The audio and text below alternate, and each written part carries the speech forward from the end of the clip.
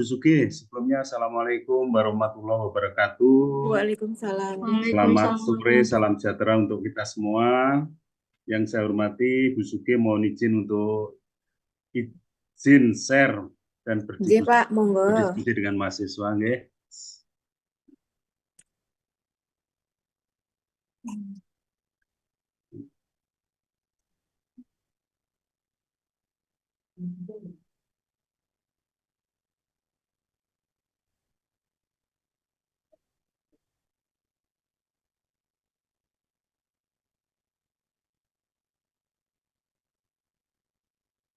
Bentar.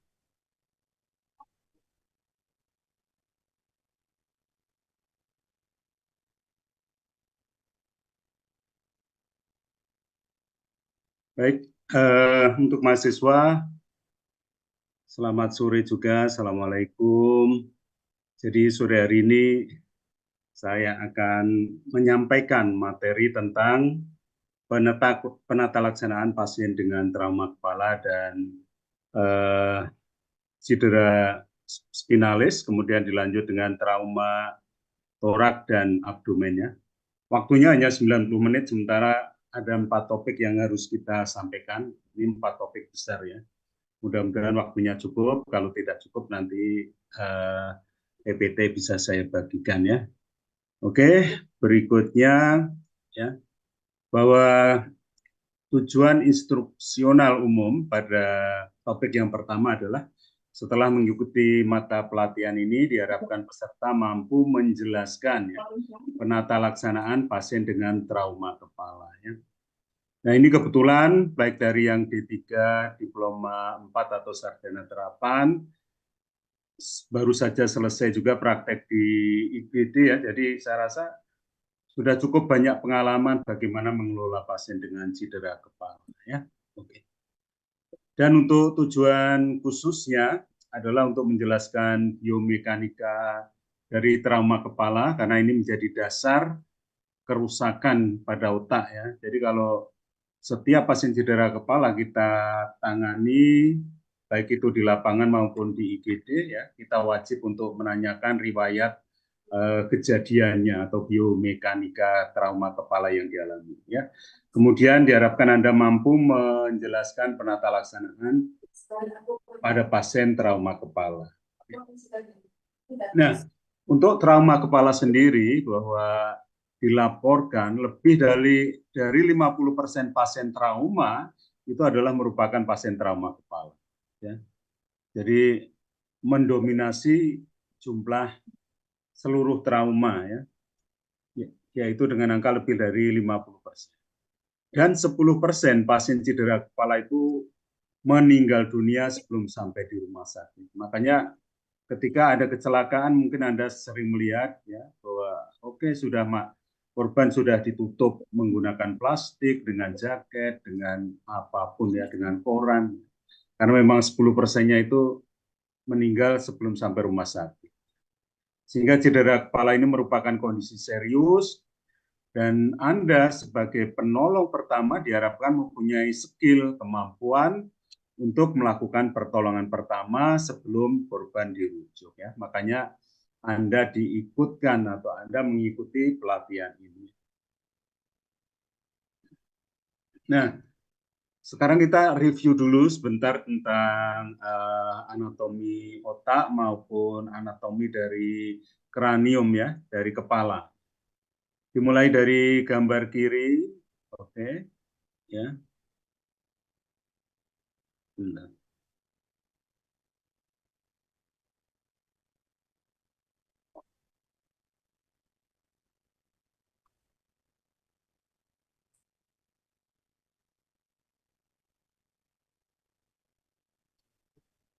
Oke ya.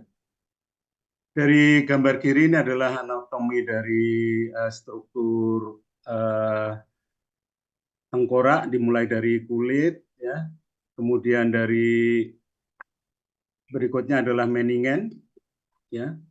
Meningen ini terdiri dari durameter, kemudian ada arachnoid dan ada diameter.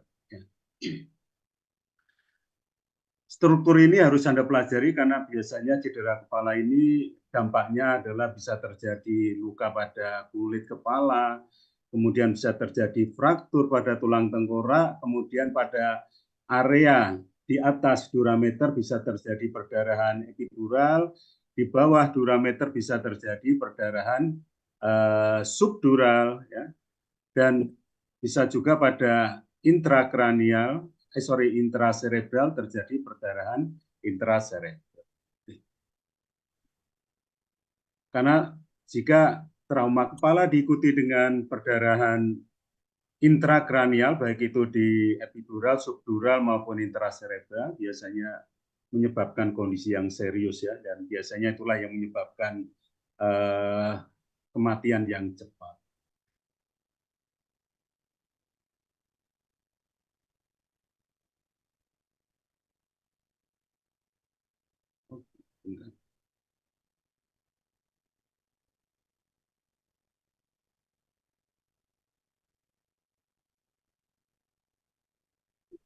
Nah, seperti yang telah saya sampaikan tadi bahwa cedera kepala itu sering menyebabkan kematian. Ya. Salah satu penyebab kematiannya adalah peningkatan tekanan intrakranial. Sebelum kita membahas bagaimana dampak peningkatan tekanan intrakranial pada korban, maka kita perlu review dulu ya.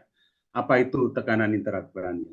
Bahwa tekanan intrakranial itu adalah nilai tekanan di dalam rongga tengkorak ya, atau rongga kepala yang nilainya harus selalu stabil, ya, tidak boleh naik, tidak boleh turun.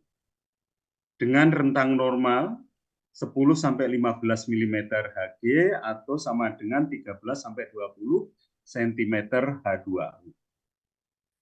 Nah, tekanan intrakranial itu ditentukan oleh 3 materi. Yang pertama adalah LCS atau CSF, ya, yang mengisi 150 mili atau 10% dari isi tengkorak. Kemudian isi yang kedua adalah volume darah. Volume darah juga 150 mili atau proporsinya adalah 10% dari isi tengkorak. Dan proporsi terbanyak adalah diisi oleh volume otak dengan jumlah 1.400 mili, hampir 1,5 liter, atau sama dengan 80%. Nah, 3 materi inilah yang menentukan peningkatan tekanan intrakranial. Jadi jika ada salah satu peningkatan dari 3 unsur ini, maka dapat meningkatkan peningkatan tekanan intrakranial. Ya, misalnya penambahan darah, volume darah di dalam otak akibat rupturnya pembuluh darah otak, maka jumlah darah akan meningkat sehingga bisa menyebabkan PTIK atau peningkatan tekanan intrakranial. Ya. Demikian juga jika volume otak bertambah, misalnya terdapat SOL atau tumor otak, ya, maka hal ini juga dapat menyebabkan peningkatan tekanan intrakranial. Ya. Nah, terkait dengan peningkatan tekanan intrakranial, maka kita perlu mereview kembali teori dari Monroe Kelly, ya, di mana Monroe Kelly ini memiliki doktrin bahwa rongga tengkorak itu berbentuk bola yang kaku. Kalau pada orang dewasa sudah kaku terkunci, tidak bisa lentur kembali. Ya. Tapi kalau pada bayi masih bisa lentur, makanya terlihat denyut dari di ubun-ubun bayi, ya. Dan doktrin ini mengatakan bahwa bertambahnya volume salah satu unsur akan menyebabkan peningkatan tekanan intrakranial. Seperti gambar di sebelah kanan ini, pada otak yang normal, bahwa tekanan intrakranial itu ditentukan oleh volume vena, volume arteri, kemudian parenkim otak, dan LCS atau CSF. Ya. Kemudian jika ada massa pada gambar yang kedua, ya, massa ini bisa berupa darah, bisa berupa tumor, ya, maka akan terjadi compensated brain, yang artinya bahwa ketika ada penambahan isi, maka otak itu tekanan di dalam otak akan mengalami kompensasi, yaitu dengan mengurangi jumlah CSF. Tujuan pengurangan jumlah CSF ini adalah untuk mempertahankan tekanan intrakranial. Namun, jika perdarahan itu semakin masif, semakin banyak, dan tumor semakin besar, maka sudah terjadi kondisi yang disebut dengan uncompensated rise dan diikuti dengan peningkatan ICP atau intracranial pressure dan penurunan dari CPP. Ya. Sehingga CSF yang akan ditekan jumlahnya akan semakin menurun. Produksi CSF akan menurun. Nah, kondisi inilah yang kalau sudah unkompensasi, maka terjadilah peningkatan tekanan intrakranial. Dan yang level terparah adalah dekompensasi dengan herniasi, ya, sehingga kalau masanya semakin besar, perdarahan semakin banyak, maka parenkim otak akan mengalami herniasi atau pergeseran. Ya. Itu yang harus kita pahami. Kemudian terkait dengan cedera kepala itu adalah cedera yang terjadi pada kulit, pada tengkorak, ataupun pada otak. Walaupun traumanya dari luar, namun bisa menyebabkan cedera pada otak. Kemudian cedera kepala juga merupakan gangguan traumatik dari fungsi otak, disertai atau tanpa disertai perdarahan intersisir dalam substansi otak tanpa diikuti terputusnya kontinuitas otak atau keutuhan otak. Kemudian cedera kepala ini sering disertai dengan penurunan atau perubahan kesadaran walaupun sedikit ya. Walaupun itu mengalami CKR ya, maka biasanya juga ada perubahan kesadaran walaupun sedikit. Nah, sekarang apa sih yang menyebabkan faktor-faktor yang menyebabkan cedera kepala ya? Penyebab tertinggi adalah jatuh. Jatuh itu angkanya di 28%. Penyebab lain itu ada di angka 21%. Cedera kepala akibat kecelakaan kendaraan 20%. Kemudian cedera kepala akibat dipukul ya, itu 19%.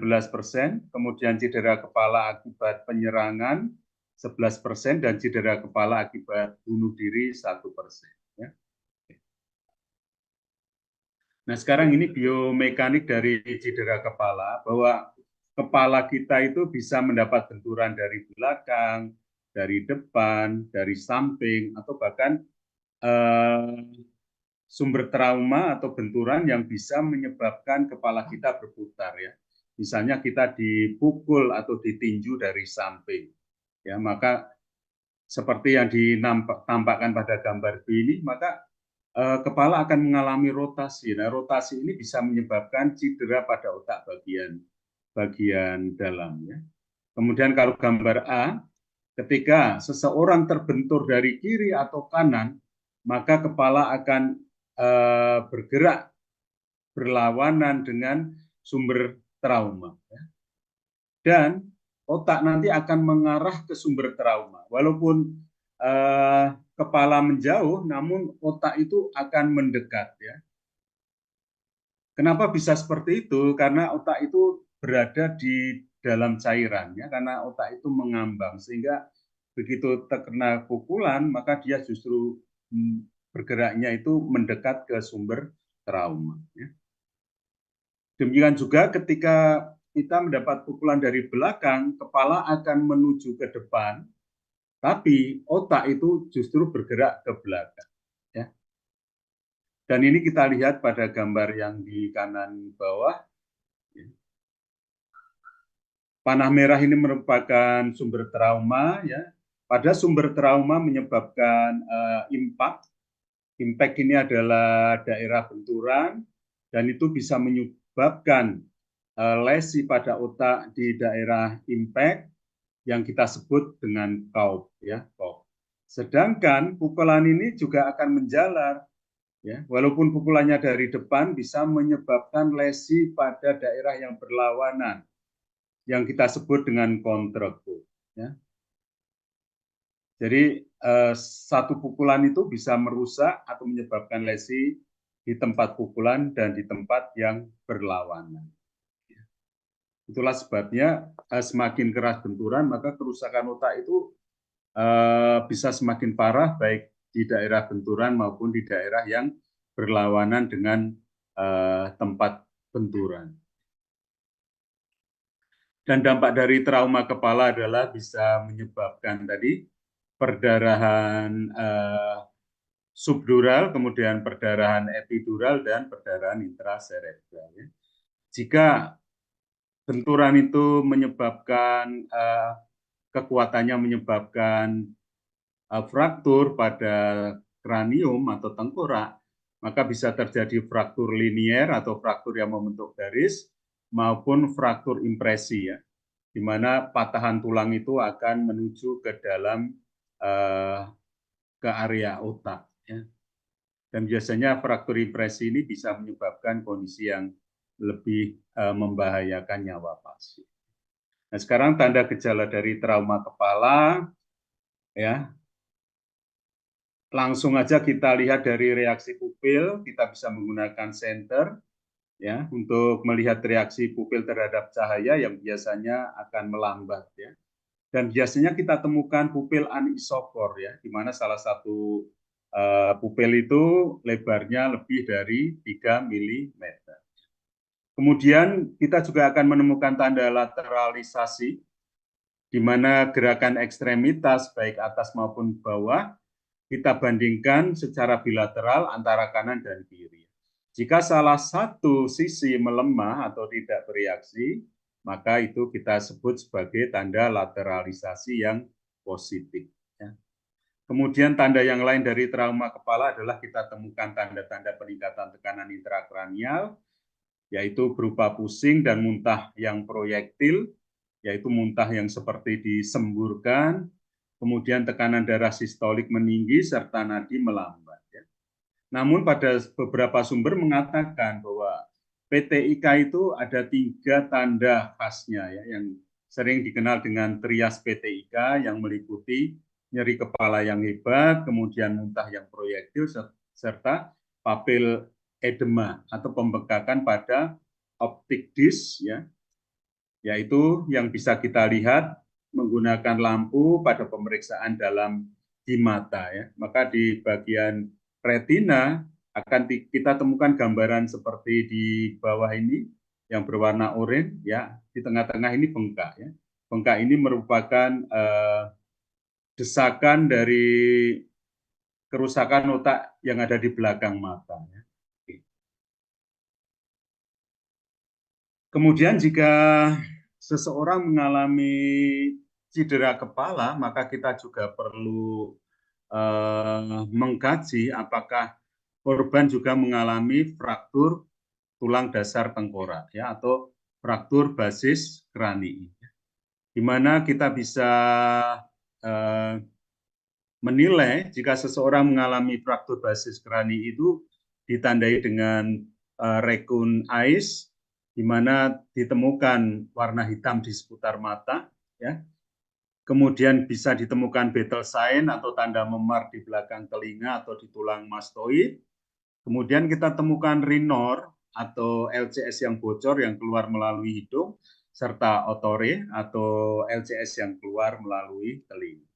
Selain itu juga kita bisa melihat adanya halo sign atau tanda halo.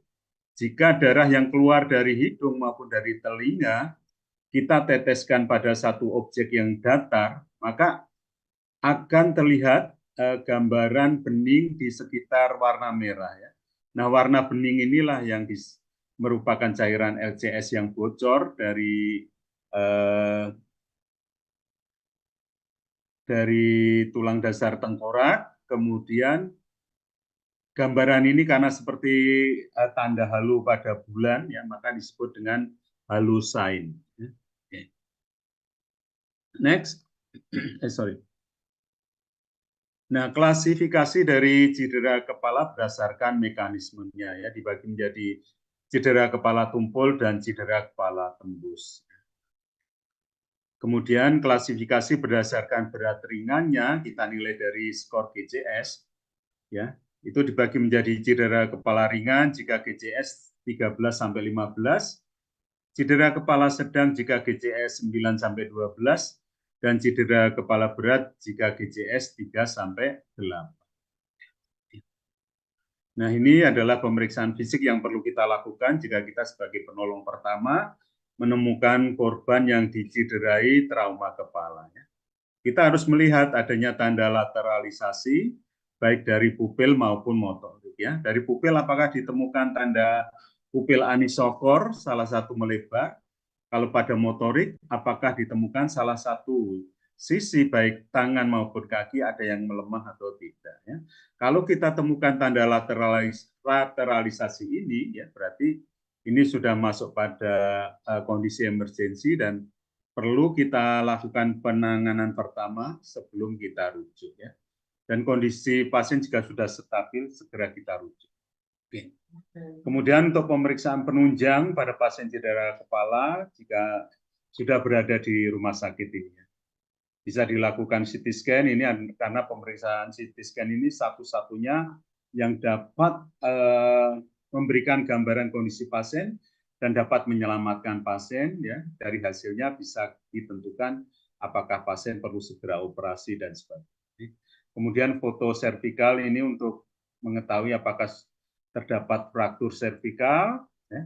Namun jika pasien asimptomatis atau tidak ada menunjukkan tanda gejala dan pasien sadar, kemudian pemeriksaan neurologi normal, maka observasi perlu kita lakukan selama beberapa jam, ya. Serta harus dilakukan pengulangan untuk pemeriksaannya. Bila kondisi pasien tetap normal, maka dapat dianggap pasien aman. Ya. Kemudian kita lanjutkan dengan pemeriksaan neurologis tadi, meliputi pemeriksaan GCS dan refleks cahaya pupil. Ini memang harus segera kita lakukan ini, ya.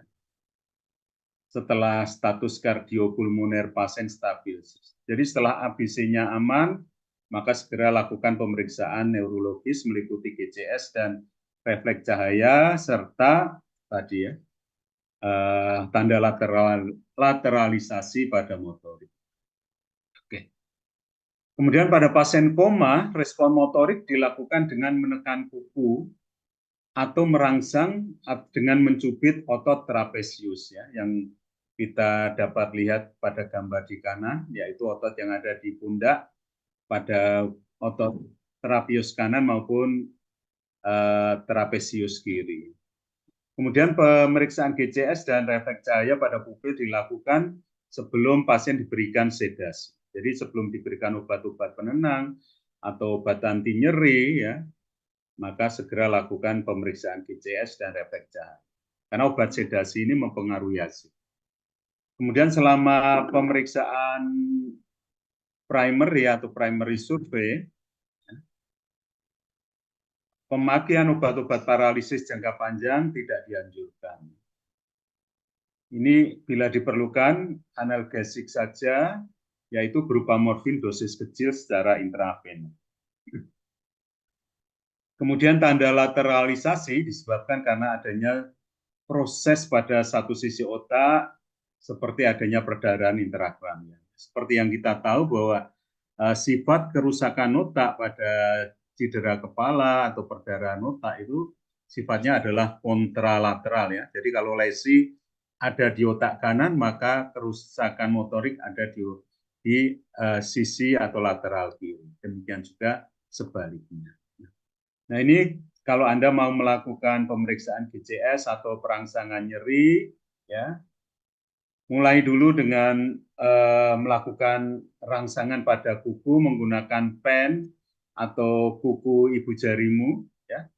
Kemudian bisa dengan menekan otot trapesius atau menekan daerah supraorbital tonjolan tulang yang ada di garis alis. Tidak dianjurkan untuk menggosok sternum, ya, walaupun konsep lama untuk mengkaji GCS kadang kita dianjurkan menggosok sternum, ya. Untuk saat ini tidak diperbolehkan. Alasannya kenapa nanti silahkan baca pada sumber yang saya lampirkan. Kemudian penata laksanaan pasien dengan trauma kepala pra rumah sakit. Ya. Yang pertama adalah pencegahan cedera sekunder. Makanya setiap pasien cedera kepala wajib kita curigai pasien juga mengalami cedera pada servikal. Jangan sampai kita menolong cedera kepalanya tapi servikalnya malah putus ya. Kemudian buka dan bersihkan jalan napas. Jadi fokus kita di ABC, RW manajemen ya. Amankan jalan napas dengan intubasi. Intubasi dini ini mungkin memberikan manfaat ya. Kemudian berikan dukung pernapasan normal ya. Supaya dicapai normokapnia kecuali terdapat kerusakan neurologis. Kemudian pada C-nya sirkulasi, hindari hipotensi secara agresif. Maka jika pasien mengalami hipotensi, berikan cairan kristaloid ya, hindari penggunaan larutan albumin ya. Karena albumin ini akan mempercepat atau memperburuk kondisi pasien ya. Kemudian letakkan korban pada posisi head up 15 sampai 30 derajat. Jadi tinggi kepala harus lebih tinggi dari badan ya, 15 sampai 30 derajat. Lindungi tulang belakang ya. Kemudian lakukan transportasi tepat waktu ke unit bedah saraf atau IGD ya. Kemudian di IGD biasanya akan dilakukan kolaborasi pemasangan ETT jika GCS pasien kurang 8 ya. Kemudian dipasang NGT atau OGT ya. Orogastric tube sesuai dengan indikasi. Kemudian pasang akses intravena dengan jarum yang besar. Ini untuk keperluan resusitasi cair. Kemudian pada cedera kepala ringan, ini biasanya pasien masih sadar, namun mengalami amnesia atau lupa ingatan sesaat, dengan riwayat hilang kesadaran singkat. Sebagian besar pasien CKR ini dapat sembuh dengan sempurna, ya, namun dengan gejala sisa yang sangat minim. Ya. Mungkin setelah sembuh kadang muncul nyeri kepala dan sebagainya. Itulah yang kita sebut dengan gejala sisa. Kemudian pada CKS, biasanya pasien masih mampu menuruti perintah sederhana, tapi pasien tampak bingung atau terlihat ngantuk, terjadi defisit neurologi vokal seperti mengalami hemiparese, kelemahan sesisi anggota gerak, kemudian 10-20% mengalami perburukan dan dalam keadaan koma. Ya. Maka lakukan anamnesa singkat, ini tugas Anda segera lakukan pemeriksaan anamnesa singkat, kemudian lakukan stabilisasi kardiopulmoner sebelum pemeriksaan neurologis. Kemudian jika di rumah sakit nanti akan dirawat di ruang intensif, observasi yang ketat, kemudian lakukan serangkaian pemeriksaan neurologis selama 12-24 jam pertama. Kenyataan di lapangan, saudara, bahwa CKS ini kadang sulit dibedakan dengan CKB. Didiagnosanya CKS, tapi sekian menit berikutnya pasien meninggal dunia. Ternyata CKB. Itu sering kita alami. Ya. Kemudian pada cedera kepala berat, biasanya pasien tidak mampu melakukan perintah sederhana, walaupun status kardiopulmonernya sudah stabil. Kemudian resiko morbiditas dan mortalitasnya besar, ya. Makanya untuk CKB ini tingkat kematiannya sangat tinggi. Kondisinya sangat mengancam nyawa sehingga diagnosa dan terapi sangat penting. Ya. Maka pada kasus CKB ini jangan menunda untuk segera transfer pasien atau melakukan medical evacuation karena perlu segera pemeriksaan penunjang seperti CT scan. Nah, kemudian untuk penata laksanaan secara umum, pada saat kita melakukan primary survey, ya, maka pada setiap cedera kepala harus diwaspadai adanya fraktur servikal. Ya. Tadi sudah saya sampaikan, karena cedera otak sering diperburuk akibat cedera sekunder. Maka lakukan pemasangan cervical collar ya, atau neck collar. Pasien CKB dengan hipotensi mempunyai status mortalitas 2 kali lebih besar. Dan ini menyebabkan kematian yang cepat, maka harus segera dilakukan tindakan stabilisasi dan CPR ya, atau RJP. Kemudian untuk airway breathing-nya, pasien CKB dapat mengalami henti napas sementara, ya, dan ini merupakan gangguan sekunder, maka segera lakukan intubasi endotrakeal dengan dipasang ETT maupun LMI atau laryngeal mask airway.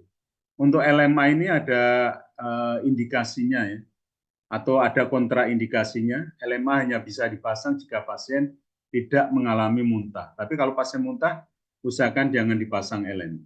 Ya. Karena ujung dari LMI ini sangat lebar menutupi orofaring sehingga muntahan akan terhambat untuk keluar. Ya. Maka pilih ETT. Lakukan ventilasi dan oksigenasi 100%, kemudian pantau saturasi perifer dari O2-nya atau SpO2-nya. Kemudian pada gangguan airway dan breathing ini sangat berbahaya karena dapat menimbulkan hipoksia dan hiperkarbia atau meningkatnya karbon dioksida. Dan ini menyebabkan kerusakan otak sekunder. Biasanya otak akan mengalami udem jika dalam kondisi hiperkarbia. Udem, ya, iskemik udem, ya. Kemudian terjadi herniasi, kemudian terjadi kerusakan jaringan otak. Itulah yang sering menyebabkan kematian pada pasien cedera kepala. Maka bila pasien mengalami gangguan airway dan breathing, berikan O2, dan bila pernapasan itu meragukan, maka segera lakukan ventilasi tambah. Kemudian untuk sirkulasinya, jika hipotensi, ya, segera lakukan stabilisasi dengan pemberian cairan normosalin, ya, normosalin menggunakan jarum besar. Ingat, jangan diberikan albumin. Ya. Kemudian untuk hipotensi merupakan tanda klinis kehilangan darah yang cukup hebat. Ya. Jadi harus dicurigai juga kemungkinan penyebab shock yang lainnya seperti shock neurologis akibat adanya trauma pada medula spinalis, kemudian kontusio jantung atau tamponade jantung serta tension pneumotoraks. Ya.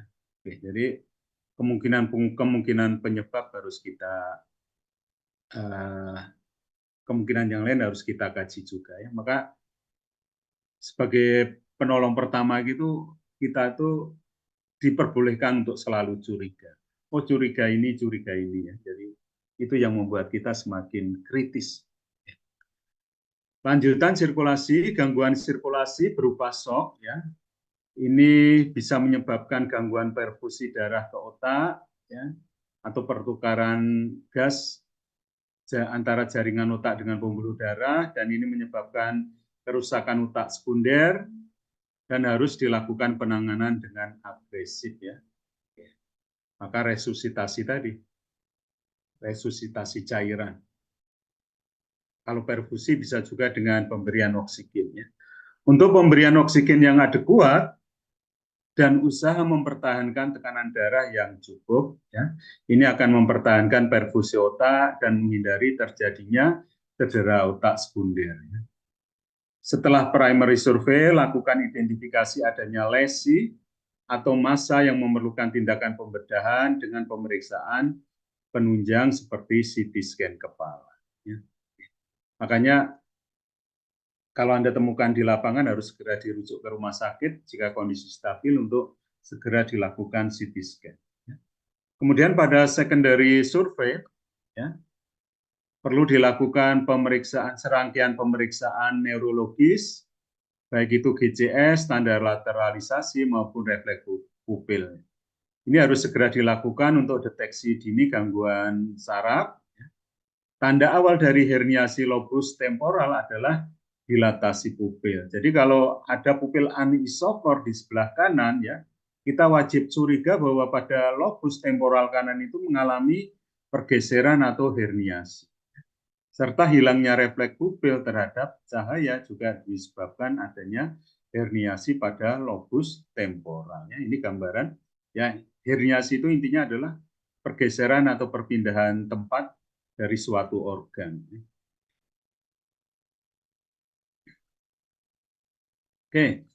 Nah, untuk stabilisasi dan evakuasi pasien trauma kepala, evakuasi dilakukan setelah primary survey itu selesai atau setelah keadaan yang mengancam nyawa dilakukan stabilisasi. Jangan tunda untuk evakuasi pasien jika pemeriksaan mini neurologis ditemukan pasien mengalami CKB. Terlambatnya rujukan pada pasien dengan cedera kepala dapat menyebabkan keadaan pasien memburuk dan berkurangnya kemungkinan pemulihan fungsi otak dan saraf. Ya. Maka tidak boleh ditunda untuk segera melakukan evakuasi dan rujukan. Nah, ketika Anda melakukan rujukan pada pasien cedera kepala, penting sekali untuk dicatat segala hal informasi yang terkait dengan umur pasien, dan waktu kejadian serta mekanisme cedera. Untuk mekanisme cedera, kita bisa menggunakan rumus MIST. Ya. M-nya adalah mechanism of injury, I-nya adalah injuries, ya, baik itu yang dicurigai maupun yang bisa kita lihat. Kemudian S-nya adalah sign, ya, tanda-tanda, termasuk observasi dan monitoring. Kemudian T-nya adalah treatment yang telah diberikan, ya, treatment given. Jadi apa yang telah Anda berikan, tulis pada dokumentasi. Kemudian status respiratori dan kardiovaskuler ini juga perlu dicantumkan dari awal dipantau sampai hasil terakhir, ya, terutama tekanan darahnya. Kemudian hasil pemeriksaan mini neurologis yang terdiri dari GCS serta reaksi pupil serta motorik. Ya. Kemudian adanya cedera penyerta serta jenis cedera penyerta ini juga wajib kita tulis. Kemudian monitoring dan evaluasi pasien cedera kepala terhadap kemungkinan cedera kepala primer, ya, berkembang menjadi cedera kepala sekunder. Jika terjadi cedera kepala sekunder, biasanya akan ditemukan tanda-tanda iskemik, ya, karena peningkatan tekanan intrakranial, ada hipoksia, hipotensi, hiponatremi, hipertermi, dan hiperglikemi. Pada pasien cedera kepala kita harus waspada jika pasien mengalami hipertermia. Maka tindakan kita harus segera menstabilkan suhu tubuh, karena hipertermi ini akan meningkatkan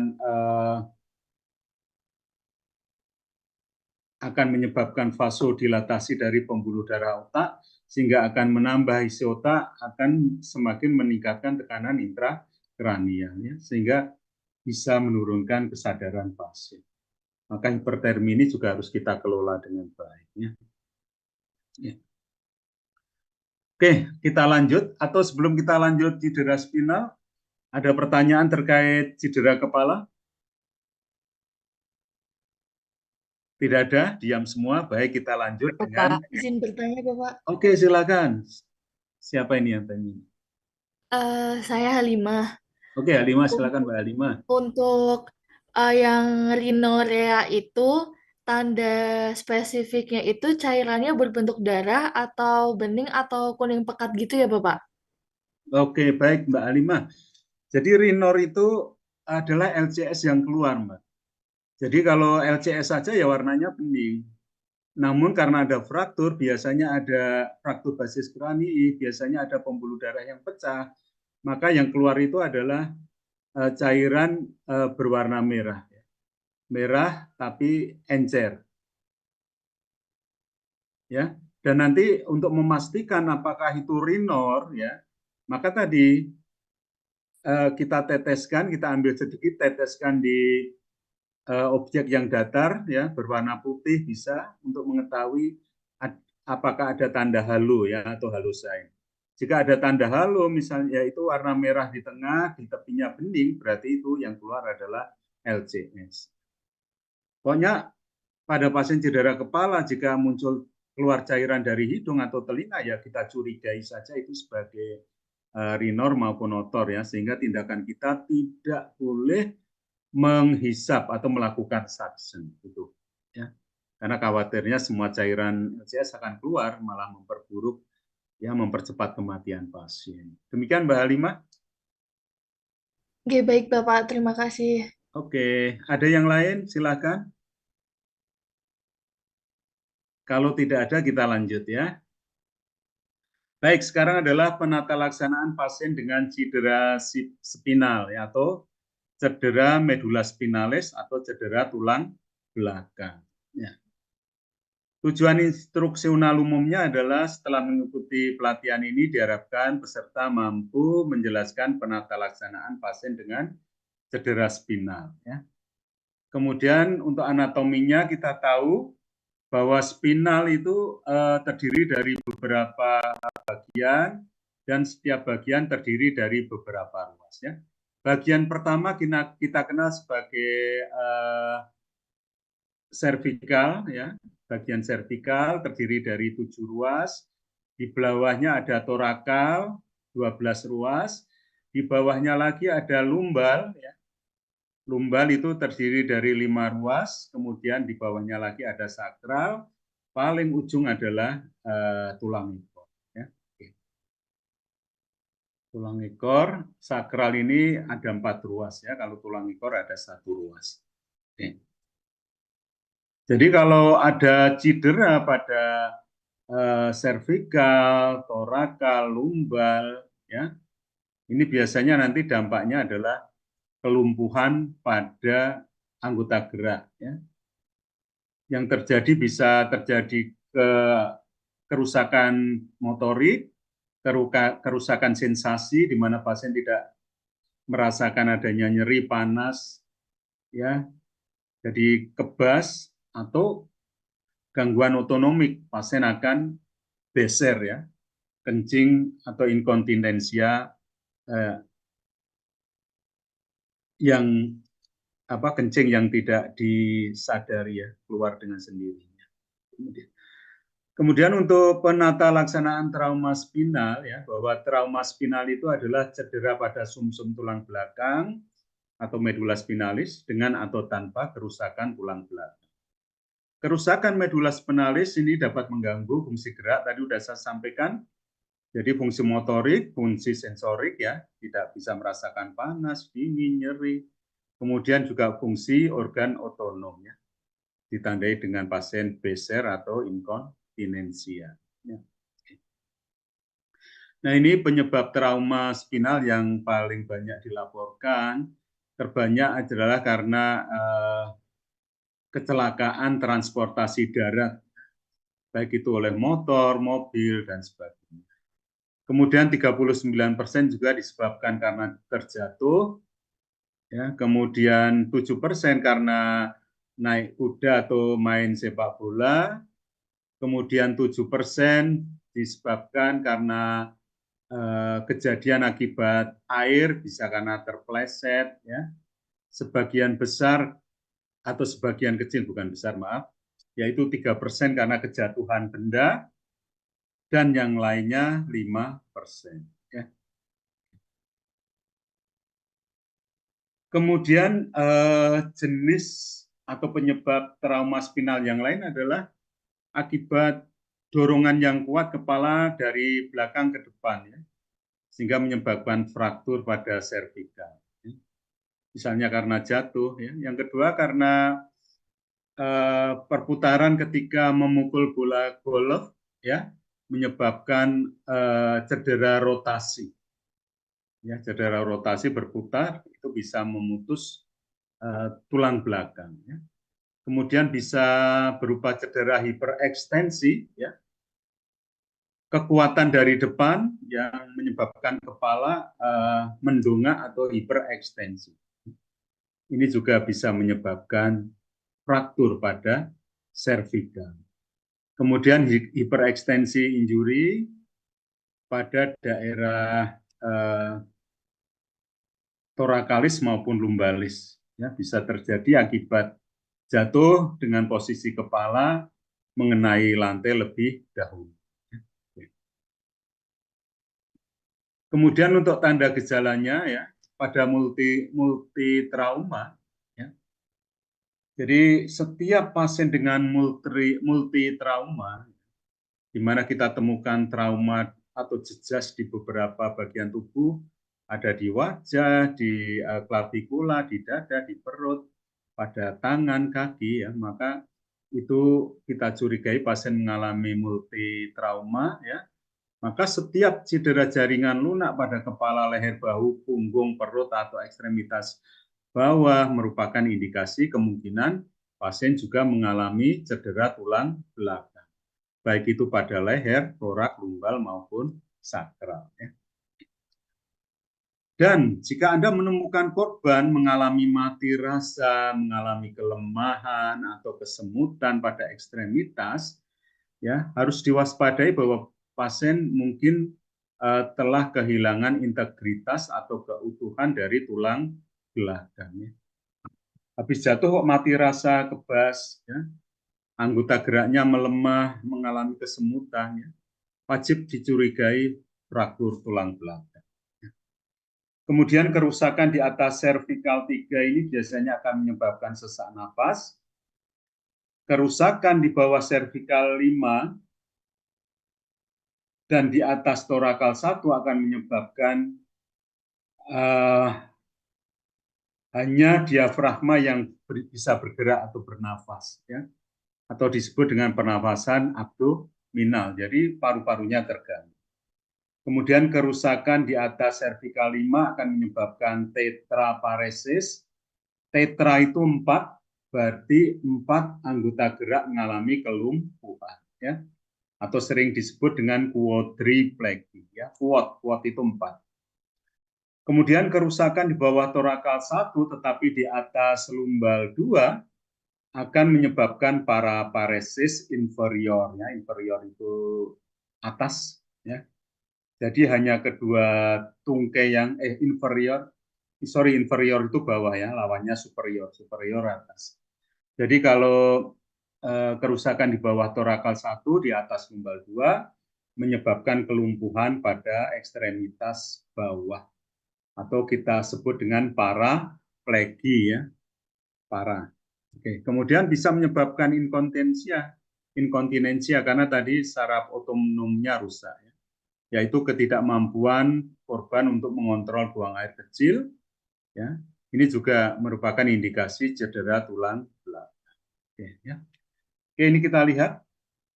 Jadi trauma di servikal pada C4 ini bisa menyebabkan tetraplegi, jadi baik tangan maupun kaki lumpuh semua. Pada torakal, masih di servikal di C6 juga menyebabkan tetraplegi. Kemudian torakal 6 menyebabkan paraplegi, ya. Kemudian lumbal 1 juga paraplegi. Oke.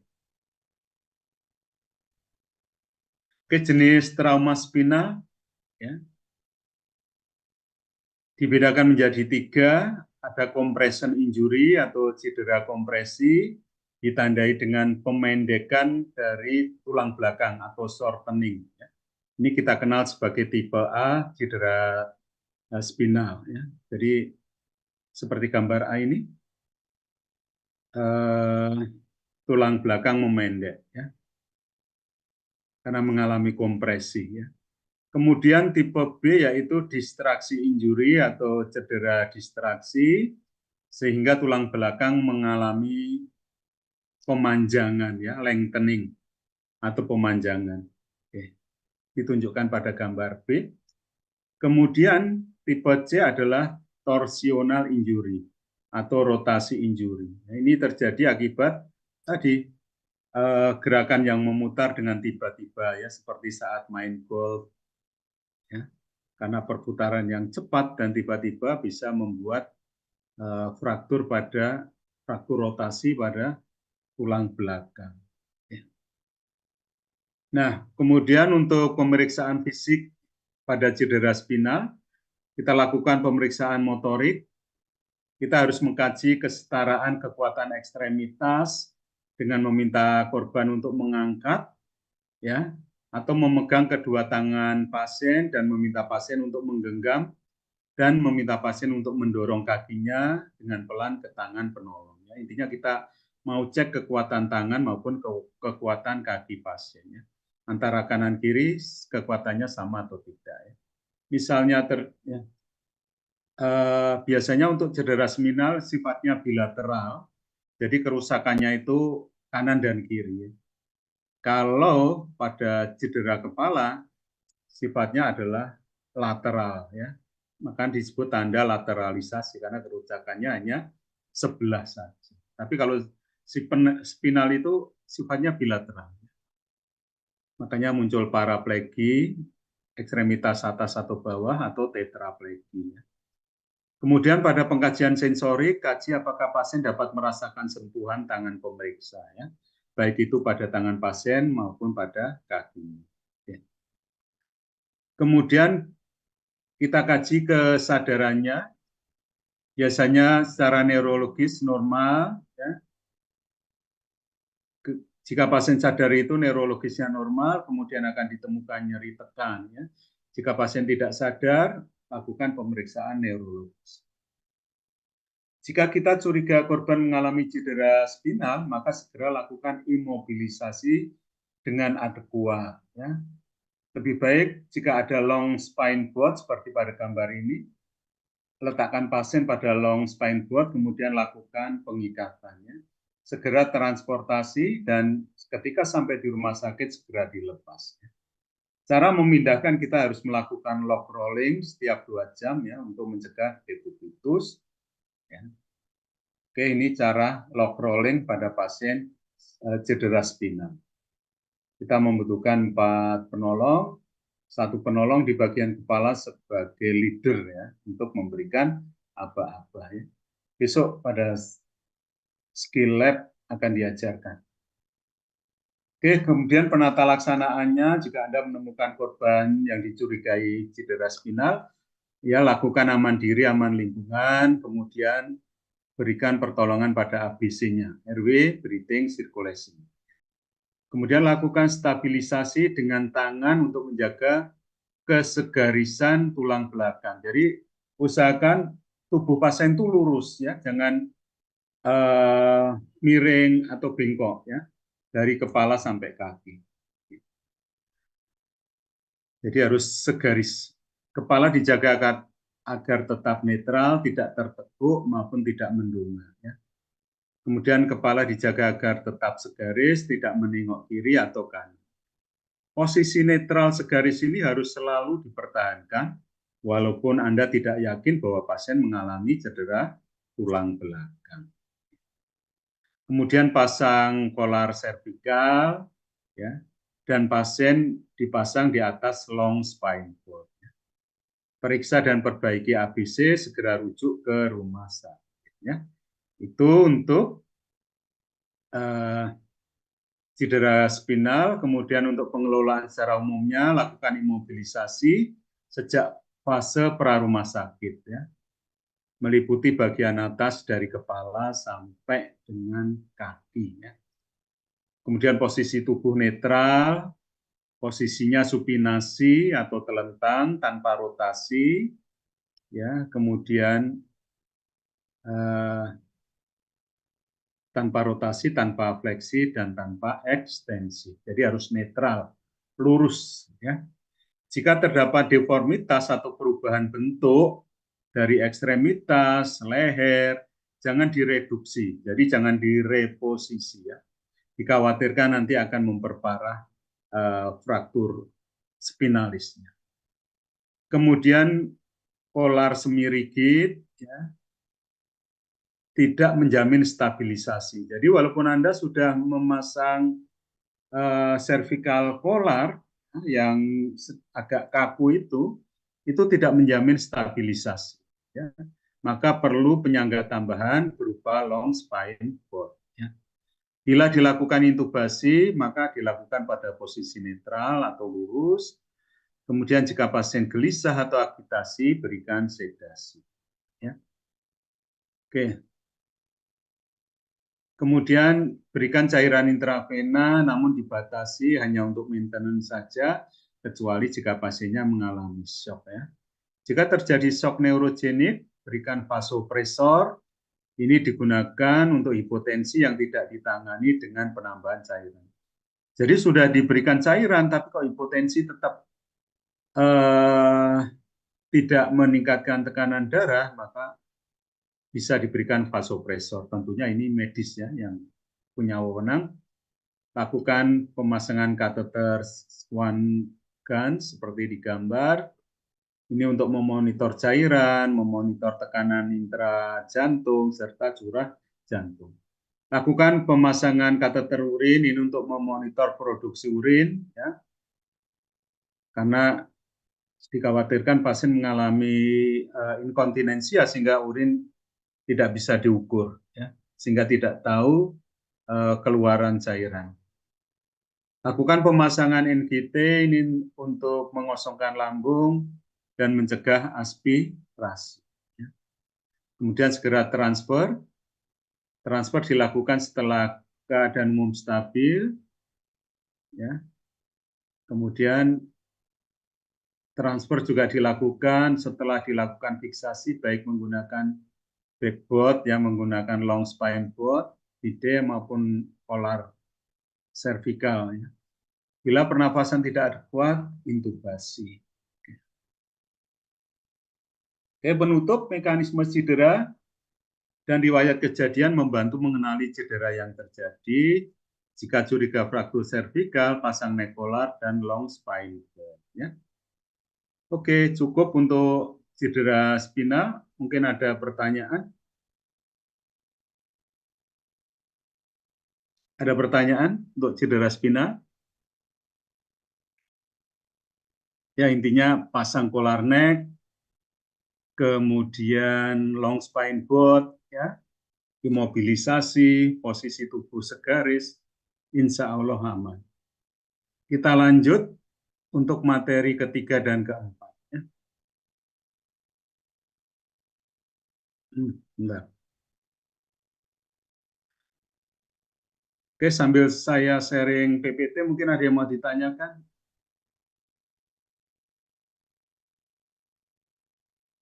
Oke, berikutnya adalah penata laksanaan pasien trauma toraks. Ya. Jadi trauma toraks ini juga merupakan kondisi gawat darurat, biasanya sering menyebabkan kematian pada korban. Ya. Oke, tujuan untuk materi ini adalah diharapkan peserta dapat menjelaskan penata laksanaan pasien dengan trauma toraks. Nah, ini anatomi saluran napas. Ya. Ada saluran napas atas mulai dari nasal cavity, oral cavity sampai dengan trakea. Kemudian saluran pernapasan bawah dari bronkus sampai dengan cabang bronkus dan alveoli. Ya. Kemudian paru-paru ini dibungkus oleh pleura. Ya. Pada kejadian trauma torak, ya, maka rongga pleura ini yang sering terisi oleh udara atau darah, yang dapat menyebabkan hemotorak maupun pneumotorak. Ya. Kalau hemotorak, adanya darah yang terkumpul di rongga pleura, sedangkan pneumotorak adalah terkumpulnya udara di rongga pleura. Dan kita perlu memahami ini, saudara, fisiologi respirasi. Ini yang sering saya tanyakan pada mahasiswa profesi nurse, ya, ketika ujian SOKA dengan saya. Saya tanya, proses pernafasan itu ada berapa? Itu selalu tidak bisa jawab. Kadang saya tanya, apa itu perfusi? Itu nggak paham. Jadi mohon difahami ini. Jadi fisiologi respirasi atau proses bernafas itu terdiri dari 3 proses, saudara-saudara. Diawali dengan ventilasi, kemudian proses pernafasan yang kedua adalah difusi, dan yang paling akhir adalah perfusi. Untuk ventilasi ini adalah pertukaran gas, oksigen dan karbon dioksida yang terjadi antara udara atmosfer dengan paru-paru, di mana oksigen dari atmosfer masuk ke paru, kemudian karbon dioksida dari paru-paru akan keluar, ya, menuju udara bebas. Itu disebut dengan ventilasi. Prosesnya kita sebut dengan inspirasi dan ekspirasi. Kemudian tahap kedua adalah difusi. Difusi ini terjadi di alveoli, yaitu pertukaran gas antara karbon dioksida dengan oksigen pada alveoli dengan pembuluh darah di sekitar. Proses pertukaran gas yang terakhir adalah disebut dengan perfusi, yaitu pertukaran gas antara karbon dioksida dengan oksigen, antara sel jaringan dengan pembuluh darah yang ada di sekitarnya. Ya. Makanya kalau pada pasien tadi cedera kepala bisa terjadi gangguan perfusi otak, ya. Gangguan perfusi otak. Oke. Perfusi terganggu tidak teratasi dapat menyebabkan iskemik. Ya. Iskemik pada otak dapat menyebabkan stroke iskemik. Kalau iskemik pada jantung menyebabkan penyakit jantung iskemik, jika tidak teratasi dapat menyebabkan infak miokard. Makanya perfusi ini kejadiannya di jaringan, ya, di jaringan perifer, bisa di organ-organ seperti otak, jantung, paru, dan sebagainya. Ya. Ini yang harus Anda pahami. Jadi perfusi itu bagian dari proses bernapas, ya, pernapasan. Nah, sekarang adalah pendekatan klinis kegawat daruratan respirasi. Ya. Oke. Saya akan menjelaskan atau gambar ini menjelaskan batasan wewenang perawat dan wewenang dokter. Ya. Mulai dari penilaian singkat, short assessment pada korban, yang kita awali dengan anamnesa singkat, ya, kita kaji adanya riwayat alergi, riwayat medikasi yang dikonsumsi sebelum trauma, ya. Kemudian past illness atau penyakit-penyakit sebelumnya sebelum mengalami trauma ini, last meal atau makan minum terakhir ini juga perlu kita tanyakan, event atau environment atau mekanisme dari injury ini juga harus kita tanyakan, ya. Anamnesa singkat ini kita singkat dengan EMPL. EMPL atau kalau di Indonesia kan menjadi kompak, ya, kompak. Saya yakin sudah diajarkan oleh dosen lain atau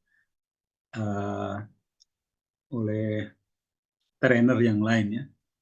Kemudian pengelolaan segera, ya, meliputi support airway, support breathing, sirkulasi, serta pengkajian disability, penanganan disability, ya. Itu batas dari wewenang perawat.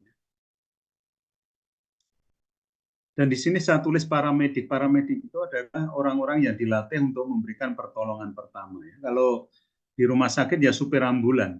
Supir ambulan itu kalau di luar negeri memiliki kemampuan untuk memberikan pertolongan pertama. Jadi dari penilaian singkat sampai dengan pengelolaan segera. Sedangkan dokter itu bisa melakukan atau memiliki wewenang untuk melakukan evaluasi lebih mendalam dari korban, ya, kemudian melakukan pemeriksaan tambahan, menegakkan diagnosa pada korban, kemudian memberikan terapi khusus serta memberikan perawatan lanjutan. Ini yang harus Anda pahami, perbedaan wewenang antara perawat dengan dokter sebagai penolong. Ya. Nah, sekarang kita bahas trauma torak.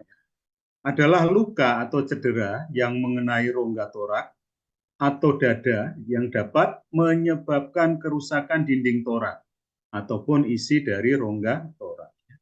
Dan ini merupakan penyebab kematian yang sangat bermakna. Dan mayoritas korban trauma torak itu memerlukan tindakan, baik itu torakosintesis, baik itu krikotiroidotomi maupun operasi. Ya. Oke. Sekarang tanda gejala trauma torak. Karena trauma torak di dalamnya ada paru yang berfungsi untuk mendistribusi oksigen ke seluruh tubuh, ya.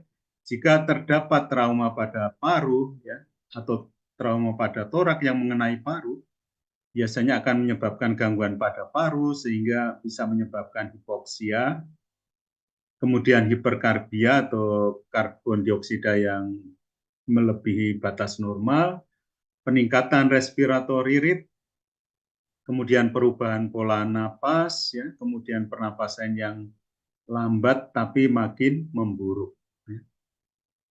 Jika terjadi hiperkarbia, ini biasanya disebabkan oleh tidak ada kuatnya ventilasi akibat penurunan tingkat kesadaran. Ya. Kemudian sianosis ini adalah gejala hipoksia yang lebih lanjut, tetapi bila sianosis tidak ditemukan pada korban trauma torak, ya, bukan berarti bahwa korban ini kebutuhan oksigennya tercukupi atau RW-nya adekuat. Ya.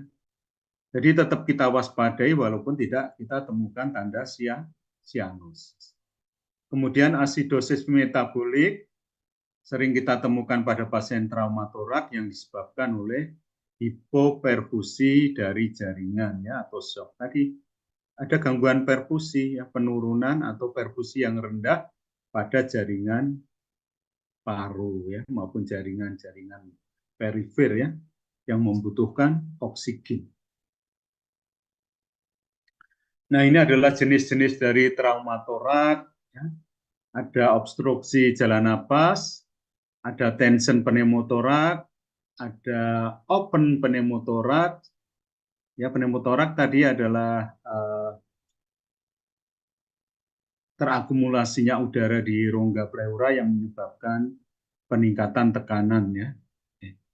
Kemudian keempat adalah flail chest atau iga yang melayang. Kemudian masif hemotorak atau perdarahan dalam torak yang masif, yang banyak. Kemudian ada cardiac tamponade, ada pulmonary contusion, ada myocardial contusion, ada aortic dissection, kemudian ada diaphragmatic herniation, kemudian ada tracheobronchial rupture, serta esophageal injury. Ya. Dari 12 ini nanti kita hanya bahas sebagian saja. Ya. Kita awali dengan open pneumotorak, ya. Open pneumotorak atau disebut dengan pneumotorak terbuka, ya. Tadi sudah kita jelaskan pneumotorak adalah adanya akumulasi dari udara di dalam rongga pleura. Ada open berarti ada luka terbuka. Luka terbuka pada dinding torak yang menyebabkan udara dari luar itu masuk ke dalam rongga pleura. Ya. Open pneumotorak ini timbul karena trauma tajam, ya, karena tertusuk oleh benda tajam, ya, sehingga ada hubungan yang menyebabkan adanya hubungan udara luar dengan rongga pleura. Karena ada hubungan luar udara tadi, maka paru-paru ini menjadi kuncup atau mengecil. Dan bisa terjadi kolap paru. Parunya itu seperti hilang, seperti menghilang, ya. Luka pada dinding dada yang menghisap pada setiap inspirasi. Jadi jika ada open pneumotorak, ada luka terbuka pada dada, ya, yang tembus ke rongga pleura, maka ada kondisi yang disebut dengan sucking chest wound, ya, yaitu ditandai ketika pasien inspirasi, ya, maka dada ini justru masuk ke dalam. Ketika ekspirasi, dinding dada akan menonjol keluar, ya, berlawanan. Oke. Kemudian tekanan di dalam rongga pleura akan segera menjadi sama dengan tekanan udara atmosfer. Ya. Ada yang tahu berapa tekanan udara atmosfer? Tekanan udara atmosfer? Ada yang tahu? 20,99, ya. Hampir 21. Oke. Jadi ini open pneumotorak, ya. Jadi ada luka terbuka pada dada yang terhubung dengan rongga pleura yang menyebabkan udara dari luar masuk ke rongga pleura, menyebabkan paru-paru tidak bisa mengembang. Ya. Kemudian apabila lubang atau luka yang terjadi pada dada itu lebih besar dari 2/3 ukuran diameter trakea, maka pada inspirasi udara lebih mudah melewati lubang dinding dada dibandingkan melewati mulut. Jadi justru udara dari mulut akan susah masuk dibandingkan udara yang masuk dari lubang di dada. Ya. Itu jika ukurannya 2/3 dari diameter trachea. Kondisi ini menyebabkan sesak napas yang hebat. Ya. Kenapa? Karena paru-paru tidak bisa mengembang. Ya. Kemudian menyebabkan ventilasi terganggu, maka terjadilah hipoksia atau hiperkapnia. Ya. Maka langkah awal pada open pneumotoraks, ya, Anda sebagai penolong segera lakukan penutupan luka dengan balutan 3 sisi. Ya. Kita lakukan penutupan luka dengan balutan 3 sisi, seperti yang ada di gambar. Kemudian jangan menggunakan kasa untuk menutup, karena kasa masih lubang-lubang yang memungkinkan udara dari luar itu tetap masuk ke rongga pleura. Ya, maka bisa gunakan plastik pembungkus atau plastik wrap atau petroleum gauze atau kasa yang mengandung minyak. Ya. Karena bertujuan untuk mencegah udara dari luar itu masuk, tapi udara dari pleura bisa keluar. Ya, ini gambarnya. Kita lakukan balutan 3 sisi. Kemudian segera konsultasikan dengan dokter untuk pemasangan chest tube atau WSD. Ya. Ini untuk segera mengeluarkan udara di rongga pleura. Oke, kita lanjut. Yang kedua ya, yaitu tension pneumotoraks atau peningkatan tekanan di rongga pleura. Dan tension pneumotoraks ini tidak diikuti dengan luka yang terbuka ya di daerah dada. Tension pneumotoraks dapat timbul akibat cedera toraks. Misalnya cedera tulang belakang pada torakalis yang mengalami pergeseran. Penyebab terseringnya adalah komplikasi penggunaan ventilasi mekanik. Jadi kalau salah setting ventilator ya, maka beresiko terjadi tension pneumotoraks yang dapat menyebabkan ventilasi tekanan positif. Jadi pada tension pneumotoraks itu saudara, terjadi kebocoran pada paru sehingga oksigen yang kita hirup itu masuk ke rongga pleura. Namun saat ekspirasi, udara yang terkumpul di rongga pleura itu tidak bisa keluar, ya, sehingga semakin bertambah. Ya. Sehingga menyebabkan paru-paru yang terdampak itu juga tidak bisa mengembang. Nah, gejalanya yaitu meliputi nyeri dada, kemudian sesak napas yang hebat atau yang berat, terjadi distres pernapasan, terjadi takikardi atau denyut jantung atau nadi yang meningkat, terjadi hipotensia, kemudian deviasi trakea atau trakea yang miring ya. Ini seperti yang ada di gambar, trakea deviated ya. Akibat adanya desakan dari udara, maka trakea menjadi miring ke salah satu arah. Kemudian hilangnya suara napas pada satu sisi, terutama sisi yang terdampak, dan terjadi distensi vena leher. Jadi nanti pembuluh vena yang ada di leher atau vena jugularis itu akan mengembang. Ya. Kemudian pada perkusi kita temukan hipersonor. Ya. Dan hilangnya suara napas pada sisi torak yang terkena tension. Ya. Jadi misalnya ini gambaran pada gambar ada tension pneumotoraks di paru kanan, maka ketika kita auskultasi, maka suara napas itu hilang. Ya. Tapi ketika kita lakukan perkusi, suaranya sonor, hipersonor. Kemudian apabila keadaan tension pneumotoraks itu berat, maka tindakannya harus segera lakukan dekompresi dengan menusukkan jarum besar yang kita kenal dengan tindakan needle thoracocentesis. Lokasi penusukan pada interkosta kedua atau ICS2 pada garis mid clavicula ya, atau sebelah depan garis aksila. Ya. Jadi sebelah anterior mid aksila. Dan tindakan selanjutnya dilakukan pemasangan chest tube juga pada ICS-2 anterior axilla lain. Kenapa penusukannya di ICS-2? Kita ingat bahwa sifat udara adalah menuju ke atas. Jadi tusukan kita lakukan di interkostasi sebelah atas, supaya udara menuju ke atas dan segera keluar.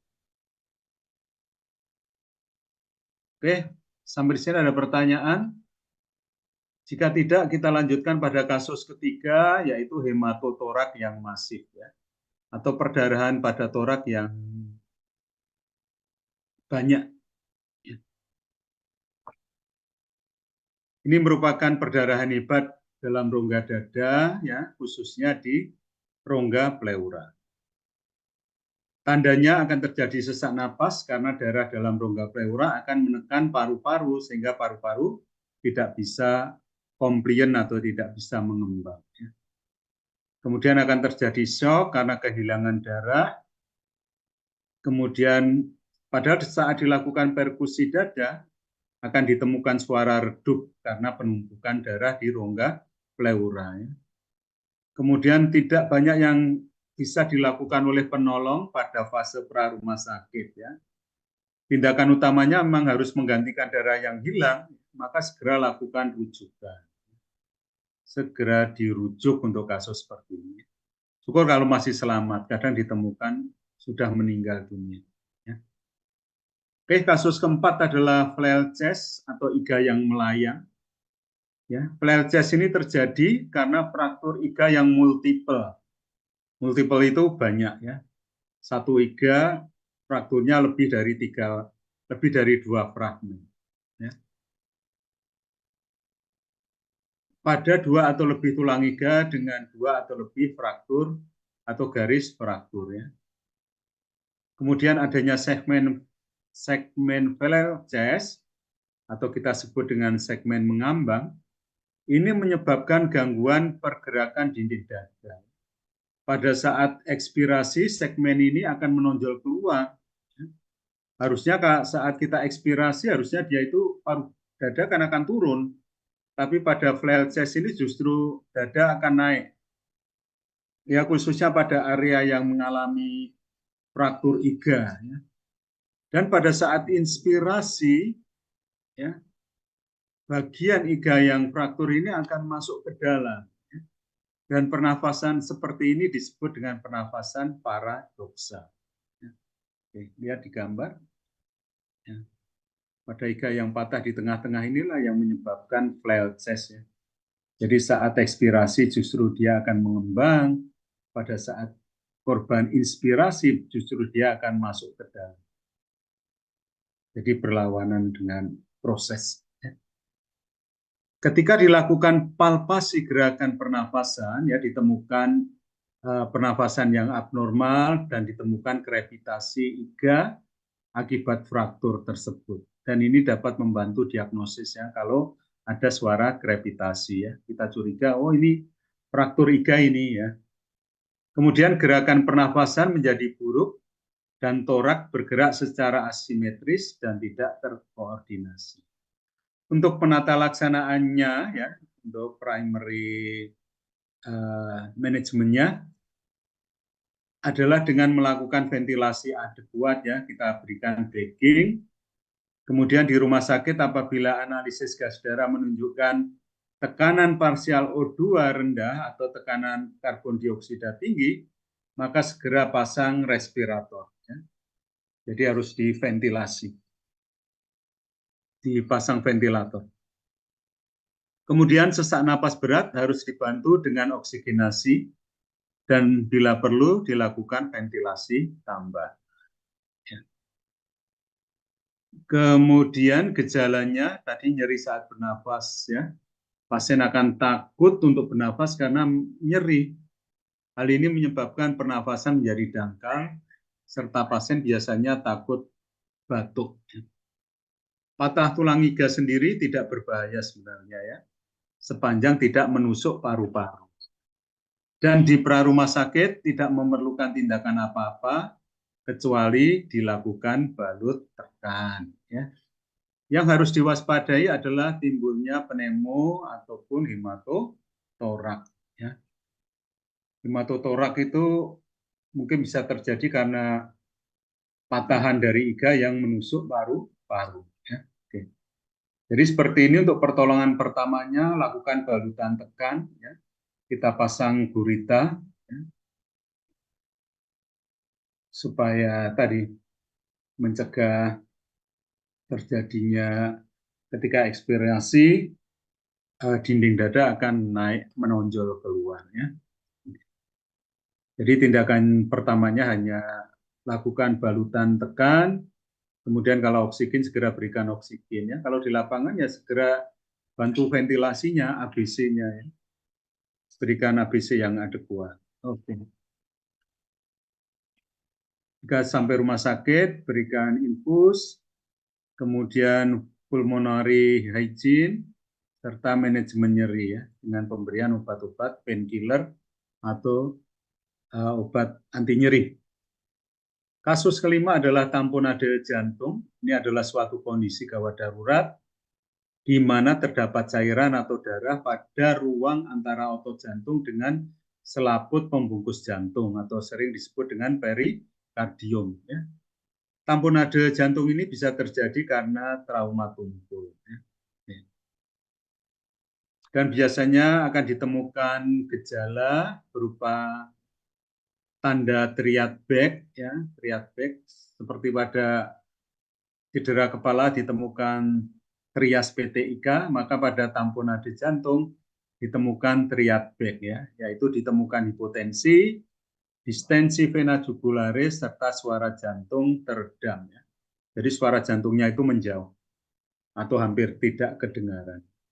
Tanda lain yang bisa ditemukan adalah nyeri dada serta kepala terasa ringan. Jadi pasiennya itu seperti pingsan ya, atau mau pingsan atau bahkan pingsan. Karena darah terkumpul dalam rongga perikardium, maka kontraksi jantung terganggu. Hal ini menyebabkan shock yang berat atau sering disebut shock kardiogenik. Yang akan ditandai dengan tadi pelebaran pembuluh darah vena jugularis ya, yang merupakan salah satu tanda triad tadi, disertai bunyi jantung yang jauh dan nadi yang kecil. Ya. Kemudian pada tamponade jantung, infus guyur tidak banyak menimbulkan respon. Ya. Kemudian dokter akan melakukan perikardiosintesis, yaitu penusukan rongga perikardium untuk mengeluarkan darah menggunakan jarum yang besar. Ya.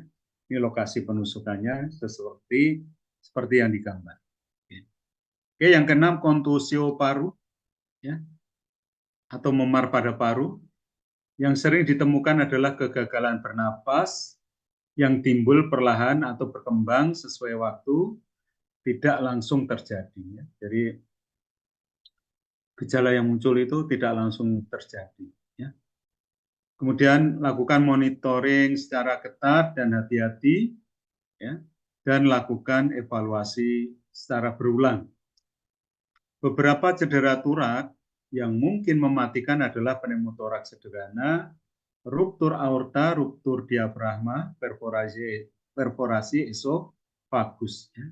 Tidak mungkin dapat dikenali pada fase pra-rumah sakit. Jadi untuk kondisi-kondisi ini sulit untuk dikenali ya. Jika tidak ada alat seperti CT scan ya. Untuk itu segera rujuk ke rumah sakit supaya segera ditegakkan diagnosa dengan dilakukan pemeriksaan seperti USG, ronsen, CT scan, dan lain-lain. Kemudian untuk stabilisasi dan evakuasi pasien traumatorak, ya, jadi pada primary survey, kita fokus di ABC pasti ya, karena cederanya ada di dada. Khawatirnya mengganggu jalan napas, maka kita pertahankan kepatenan jalan napas dan kita lakukan chest spine control. Ya. Kemudian untuk breathing-nya berikan oksigenasi dan ventilasi disesuaikan dengan jenis cedera pasien. Untuk sirkulasinya, Lakukan resusitasi cairan jika ditemukan pasien mengalami shock. Untuk D, disability-nya, periksa mini neurologi secara lengkap meliputi GCS, pupil dan tanda lateralisasi ya, atau gangguan pada motorik. Ya. Kemudian untuk E, exposure-nya, cegah terjadinya hipotermi. Ya. Kemudian setelah stabil lakukan evakuasi. Ya. Tapi evakuasi dilakukan setelah primary survey. Jadi setelah selesai. Atau keadaan yang mengancam nyawa sudah dilakukan stabilisasi. Untuk monitoring dan evaluasi pasien trauma torak, ya, pastikan oksigenasi dan ventilasi adekuat dengan melihat respiratory rate, kemudian SpO2, ya, untuk mencegah terjadinya hipoksia, hiperkardia maupun asidosis. Kesimpulan, trauma torak adalah cedera yang mengancam kehidupan. Dan ini sering menyebabkan kematian. Kebanyakan kasus perlu penanganan yang sederhana sebelum mendapat pertolongan yang definitif. Kemudian tujuannya adalah untuk mempertahankan pertukaran dan perfusi gas yang normal, baik pada tingkatan ventilasi, difusi maupun perfusi di jaringan. Oke. Baik, sebelum masuk ke trauma abdomen, ada yang mau ditanyakan? Any question? Jika tidak, kita lanjut saja. Ya. Baik. Nah, ini reviewnya anatomi saluran cerna, dimulai dari mulut, esofagus, kemudian gaster, ya, gaster, kemudian dibantu oleh pankreas untuk pencernaan, liver juga, kemudian setelah gaster ada usus halus, kemudian usus besar, sigmoid, rektum, dan anus. Kemudian untuk melakukan pemeriksaan abdomen, kita perlu membagi permukaan abdomen menjadi 4 kuadran, meliputi kuadran kanan atas, kuadran kiri atas, kuadran kanan bawah, kuadran kiri bawah. Ya. Silakan dibaca nanti organ-organ yang berada di masing-masing kuadran. Ya. Jika ada nyeri di area itu, ya kuadran itu kemungkinan sumbernya adalah organ-organ yang ada di bawahnya. Next. Trauma abdomen, ya ini bisa berupa trauma tusuk maupun trauma tumpul, ya. Dapat disertai dengan perdarahan di bagian dalam atau internal, dapat juga diikuti dengan keluarnya organ dari dalam tubuh, ya. Ya. Menentukan apakah seseorang mengalami cedera perut sangat sulit jika ia tidak responsif dan tidak menunjukkan tanda gejala cedera yang terlihat. Jadi harus selalu curiga cedera perut pada seseorang yang mengalami beberapa cedera di bagian tubuhnya. Ya. Terutama jika ditemukan memar di permukaan perut. Ya. Wajib curiga adanya trauma abdomen. Kita bahas yang pertama trauma tumpul abdomen. Penyebab utamanya adalah kecelakaan kendaraan bermotor, jatuh dari ketinggian, cedera akibat bersepeda, cedera saat olahraga, atau kecelakaan industri. Ya. Maka tugas penolong adalah mengkaji mekanisme cedera saat melakukan anamnesa. Ya. Trauma tumpul abdomen ini dapat menyebabkan kerusakan organ dalam, mengakibatkan perdarahan internal, memar atau cedera pada usus, pada limpa, hati, usus, serta dapat mengalami cedera ekstra abdomen, ya, seperti cedera ekstremitas. Pemeriksaan fisik pada trauma tumpul abdomen, ya, kadang dijumpai jejas di dinding abdomen seperti pada gambar, ya, memar berwarna merah kehitaman. Kemudian tanda rangsangan peritoneum muncul, ya. Jadi adanya nyeri tekan ketika lakukan penekanan di permukaan abdomen, adanya nyeri saat dilakukan ketukan, nyeri lepas, jadi ketika kita tekan dan kita lepas muncul nyeri, serta adanya devans muskular. Adanya shifting dullness atau pekak yang berpindah ketika ada cairan atau darah yang banyak di rongga perut ya. Kemudian bising usus melemah atau bahkan hilang. Untuk pemeriksaan penunjang di rumah sakit bisa dilakukan pemeriksaan darah lengkap, urin analisis, sistogram, IVP jika dicurigai trauma saluran kemih, USG, ronsen toraks, CT scan, dan bilas lambung. Untuk penata laksanaan trauma tumpul, kita lakukan stabilisasi airway breathing sirkulasi, kemudian lakukan pemasangan NGT untuk mencegah aspirasi. Ya, NGT ini juga bisa untuk dekompresi, yaitu mengeluarkan udara di perut, serta untuk pemeriksaan diagnostik atau penunjang. Pasang kateter urin untuk mengosongkan kandung kemih dan juga untuk mengukur jumlah produksi urin. Ya, kemudian laparotomi jika ditemukan tanda kerusakan intraperitoneal. Kemudian trauma tusuk, ya, trauma tusuk seperti yang ada di gambar. Organ padat yang sering terkena tusukan adalah hepar atau hati, sedangkan organ berongga yang sering terkena tusukan adalah usus, ya, atau bahkan lambung sendiri. Ya. Untuk penata laksanaannya sama dengan trauma tumpul, kita lakukan stabilisasi ABC sebelum pemeriksaan dan tata laksana cedera abdomen. Ya. Resusitasi cairan jika pasien shock, dipasang NGT untuk mencegah aspirasi, dilakukan pemasangan kateter urin untuk mengosongkan kandung kemih dan menilai produksi urin. Ya. Kemudian pembedahan. Kemudian penata laksanaan luka tusuk abdomen. Jika luka disertai dengan keluarnya organ dari perut seperti usus, ya, maka jangan mencoba untuk memasukkan organ tersebut ke dalam abdomen. Ya. Tetapi yang harus Anda lakukan adalah cukup menutup organ yang keluar tersebut menggunakan perban yang steril. Kalau tidak ada, ya di lapangan tidak ada ya, maka bisa ditutup menggunakan kain yang bersih. Kemudian lakukan pembalutan dengan cukup kencang, tidak longgar, tidak terlalu kencang, ya. Kemudian basahi balutan tersebut dengan air steril, ya. Jika ada. Jika tidak ada, bisa dibasahi dengan air yang sudah dimasak dan didinginkan. Oke. Jadi lakukan pembalutan pada organ yang keluar, ya, dibungkus kemudian dibalut, tekan. Bila luka mengalami perdarahan serius, lakukan balut tekan dengan kain bersih atau basah. Ya.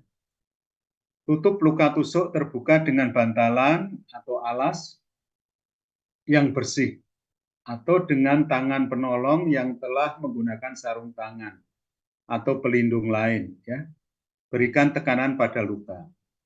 Jangan memindahkan jangan memindahkan benda yang menusuk atau mencabut benda yang menancap pada abdomen. Ya. Karena pencabutan ini justru akan menyebabkan perdarahan hebat. Ya. Namun, lakukan imobilisasi pada objek yang menusuk tadi. Ya, bisa dipasang ring donat di sekitarnya, kemudian di plester. Ya. Atau dipasang ini, kerucut, kemudian di plester. Ya. Kemudian periksa keamanan tempat kejadian, lakukan persetujuan dan kenakan APD jika perlu ini ketika mau melakukan pertolongan ini. Periksa tanda dan gejala, adanya nyeri hebat, luka terbuka, organ perut yang menonjol atau keluar, benda yang menusuk, perdarahan hebat, perut yang nyeri, bengkak serta kaku, ya. Memar perut, mual, muntah, ya, serta tanda gejala shock. Ya. Hubungi ambulan darurat. Siapkan peralatan jika korban membutuhkan perawatan medis segera, berikan perawatan lanjut. Oke, saya rasa cukup untuk pertemuan sore hari ini karena sudah jam 5 lebih. Ya. Sebelum saya akhiri, ada pertanyaan? Sorry. Ya, monggo. Kalau ada yang bertanya silakan. Teman-teman, ini Pak Muki sudah siap untuk menjawab pertanyaan. Oke. Sudah jam 17 lebih 3 menit, barangkali 2 menit ya Pak Muki untuk tanya Oke, jawab. siap. Oke, silakan teman-teman. Kalau ada pertanyaan. Ya, sini kebut-kebutan ya, karena 4 Ya, materi ya, dalam 9 menit. materinya banyak soalnya. Banyak sekali. Untung ini Izin, bisa Pak. selesai ya. Kemarin Kendal nggak selesai. Tahun Oh, lalu nggak selesai. hmm. Silahkan kalau Monggo, dia mau silakan. bertanya. Silakan disampaikan namanya siapa? Izin Pak Mugi, Bu Sugi izin bertanya. Silakan Mbak Saya Ade. Dewi Dia izin bertanya. Ya, silakan. Suaranya hilang, Mbak. Suaranya putus-putus. Putus-putus. Iya, iya Dek, putus-putus Dek.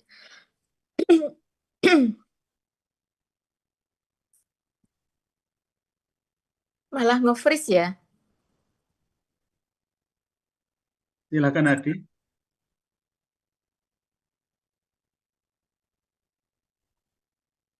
Mikrofonnya di-on kan. Mungkin minum dulu Pak. Oke, siap. Ya Pak, halo. Apakah Ayo. suara saya Putus-putus ya suaranya. Atau ditulis deh. Ditulis di chat. terdengar Pak? Putus-putus tadi. Coba diulang. Halo.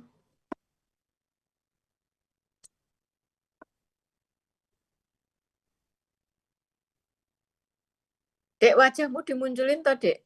Biar kelihatan.